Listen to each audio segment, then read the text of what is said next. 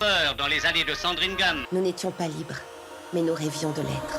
30 ans après, il ne reste que cette plaque de la grande rafle du Veldiv. Alors qui va être roi? Yesterday morning, at 2:41 a.m. C'est toi qui va changer.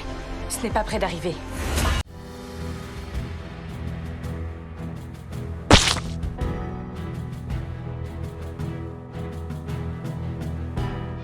I can't even find a secretary who can keep pace at the moment. What? But it's hard with a new concept. Too old, they can't change. Too young, and they've no experience. But have you filled the post yet? Because I know just the woman. Well, she must hurry up. We'll close the list tomorrow night. You'll have her application. Right, well, is there somewhere we could talk? Gwen, take Mr. Bromwich to the library. I'll see no one disturbs you. Mr. Bromwich is wrong.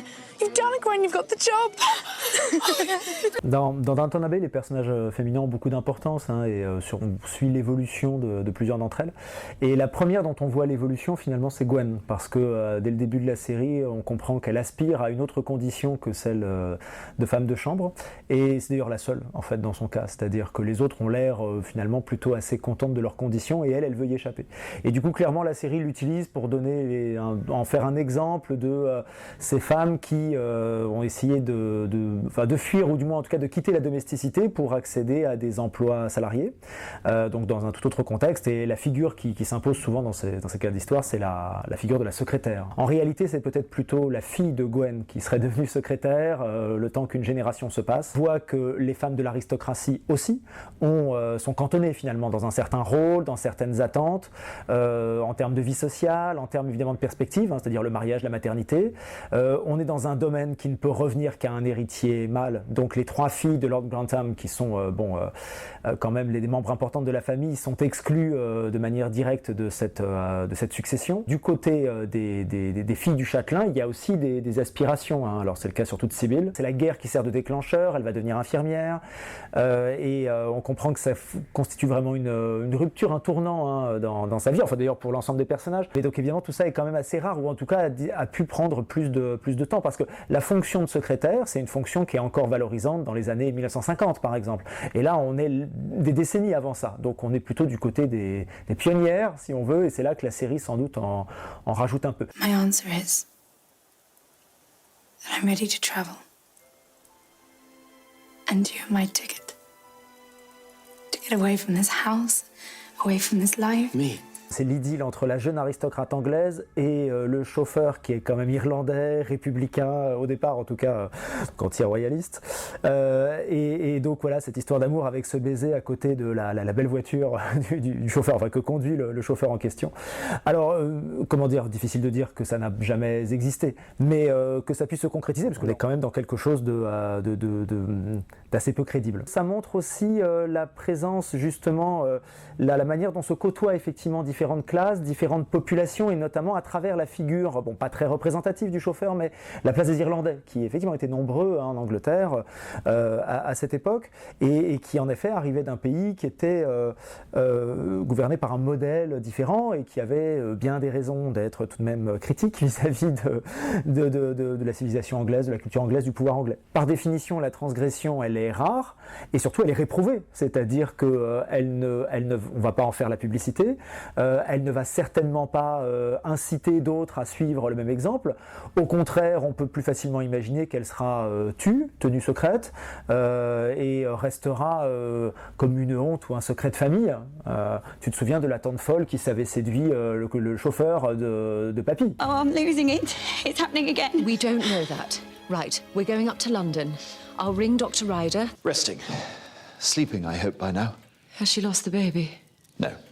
We got there in time. C'est une scène, effectivement, une de ces scènes, il y en a beaucoup, où on voit un rapprochement personnel fort entre quelqu'un d'en haut, upstairs, et quelqu'un d'en bas, downstairs, puisque c'est ça la logique de Downton Abbey, c'est ces deux mondes que tout sépare et en même temps que tout rapproche.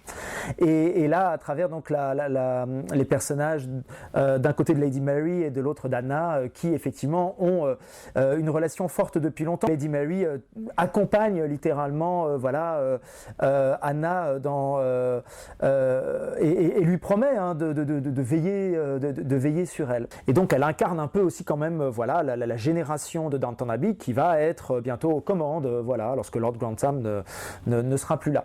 Et clairement, voilà, elle perpétue ce que Lord Grantham avait toujours fait valoir, c'est-à-dire qu'il a une attitude très paternaliste, alors là on pourrait dire maternaliste si on veut, à l'égard de toutes les personnes qui travaillent dans le domaine. Dans la réalité, les relations étaient bien plus dures, bien plus strictes, sans même parler de mauvais traitements, de harcèlement sexuel, qui sont des choses qui évidemment ont existé à cette époque dans ce contexte. Et ensuite, sans même aller jusque dans des affaires sordides et des injustices affreuses, évidemment que la hiérarchie et même la différence de nature en fait, entre employeurs et employés, entre nobles et simples serviteurs était extrêmement marquée. Et puis, ce qui n'est jamais évoqué dans Downton Abbey et qui est quand même peut-être l'essentiel, c'est la dureté des conditions de travail, des horaires. Il faut penser au froid, il faut penser aux accidents professionnels, à tous les risques professionnels, et puis la faiblesse des salaires, des salaires ou des gages ou de la rémunération. Molesley too. Good heavens. Everyone's falling like ninepins. Lavinia? Do you know, I'm not at all well either. I wonder if I could lie down for a minute. Isn't this better? Really? I don't understand you.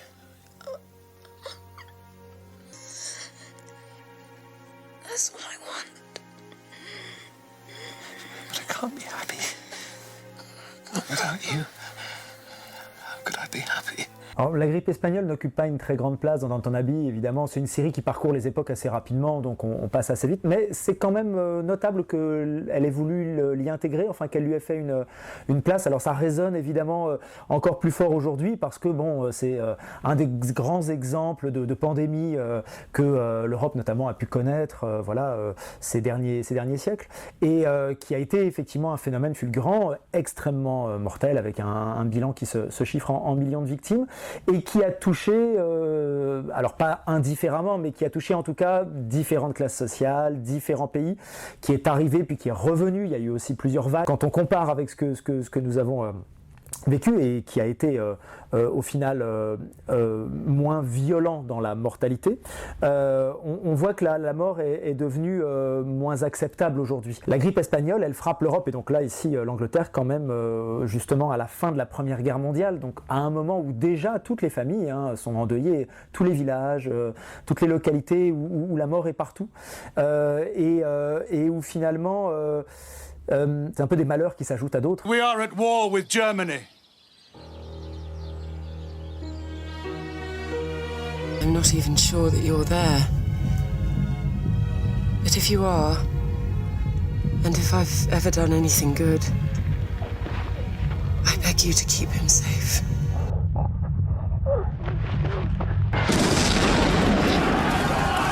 Stop this at once.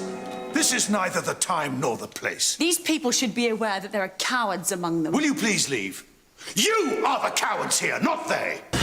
I think it comes down to luck. If a bullet's got your name on it, there's nothing you can do. If not. Elle remet en cause les habitudes, le quotidien des nobles, mais elle ne remet pas en cause leur mode de vie. Ils reprennent après la guerre avec la même fortune, la même aisance, le même... Bon. Le château est reconverti en hôpital militaire, ce qui d'ailleurs a été le cas pour Highclere Castle, c'est-à-dire le château qui a servi de décor à la série. Pendant la guerre, il a effectivement, comme beaucoup de demeures, de grandes demeures où il y avait de la place, il a été utilisé pour accueillir les blessés convalescents. Donc là, c'est un moment où on colle d'assez près à l'histoire. Il faut comprendre que cette adaptation, elle était valorisante pour les aristocrates. C'est un signe de générosité et de responsabilité que d'ouvrir sa demeure privée pour l'intérêt public, que d'y accueillir des blessés, des infirmiers, des soldats. Bon, on est en Angleterre, donc on est loin de la ligne de front, à un moment où les soldats sont engagés loin du pays, et c'est aussi une manière finalement de contribuer véritablement à l'effort de guerre, notamment pour les femmes nobles.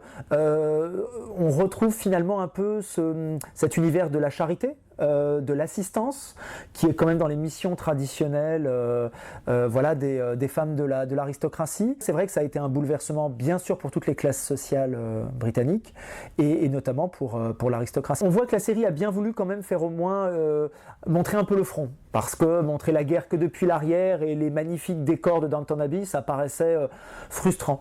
Et alors on a ces scènes là justement où on voit Matthew qui sont très conformes à ce qu'on a l'habitude de voir dans les films de la Première Guerre mondiale, c'est-à-dire un travelling avec des explosions dans tous les sens et puis de la boue. Et l'aristocratie avait perdu beaucoup de ses membres pendant la guerre, parce qu'on a un peu parfois l'image exagérée que les aristocrates étaient davantage cachés, planqués, et notamment en Angleterre, c'est une légende qui a eu longtemps cours, que vraiment le peuple s'était fait sacrifier à la chair à canon, pendant que les aristocrates restaient tranquillement à l'arrière à boire leur thé. En réalité, il y a quand même énormément d'aristocrates, officiers ou sous-officiers, qui sont morts parce qu'ils étaient auprès de leurs hommes au combat, et puis parce que de toute manière, la Première Guerre mondiale tue indistinctement de grandes quantités de personnes, parce que les règles de la guerre, enfin le fonctionnement de la guerre a changé, et donc les familles aristocratiques avaient toutes payé un tribut à la guerre.